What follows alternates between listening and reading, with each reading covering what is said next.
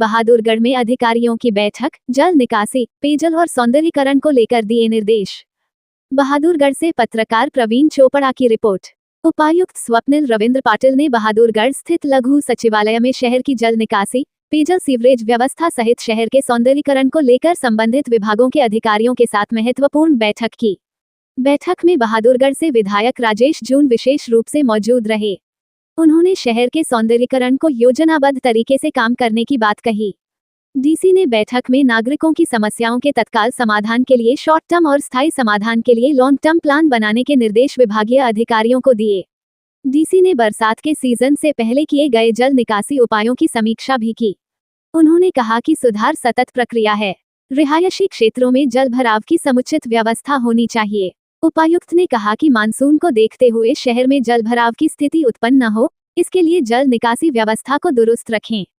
जहां जहां जल भराव की संभावनाएं हैं, उन स्थानों की सूची बनाकर वहां सीवर और ड्रेनेज सिस्टम की नियमित सफाई सुनिश्चित की जाए।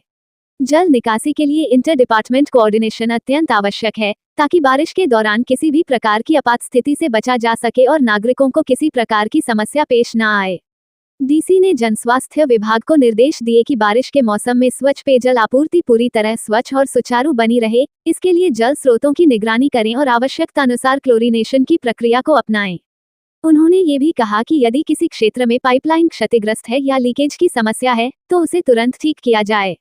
बैठक में नगर परिषद के अधिकारियों को निर्देश दिए गए कि शहर की सफाई व्यवस्था पर विशेष ध्यान दें और नालियों की समय पर सफाई सुनिश्चित करें।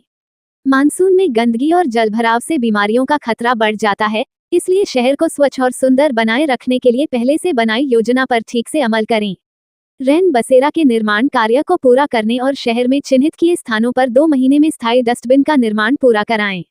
सिंचाई विभाग को निर्देश दिए गए कि वे नालों और नहरों की साफ सफाई की स्थिति की समीक्षा करें और जहां आवश्यक हो वहां त्वरित कार्रवाई करें।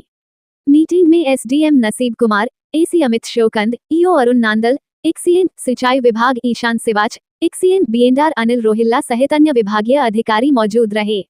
बैठक के दौरान नेशनल हाईवे पर स्ट्रीट लाइट लगाने के विषय पर भी चर्चा हुई, जिस पर उपायुक्त ने संबंधित अधिकारियों को निर्देशित किया कि जल्द से जल्द नेशनल हाईवे पर स्ट्रीट लाइट्स की व्यवस्था की जाए, ताकि सड़क दुर्घटनाओं की संभावना को कम किया जा सके और आमजन को सुरक्षित यात्रा का अनुभव मिले।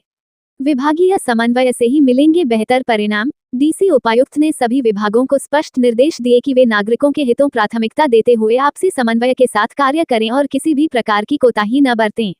उन्होंने कहा कि प्रशासन की प्राथमिकता है कि मानसून के दौरान नागरिकों को किसी भी प्रकार की परेशानी न हो और इसके लिए सभी संबंधित अधिकारी पूरी संवेदनशीलता के साथ कार्य करें।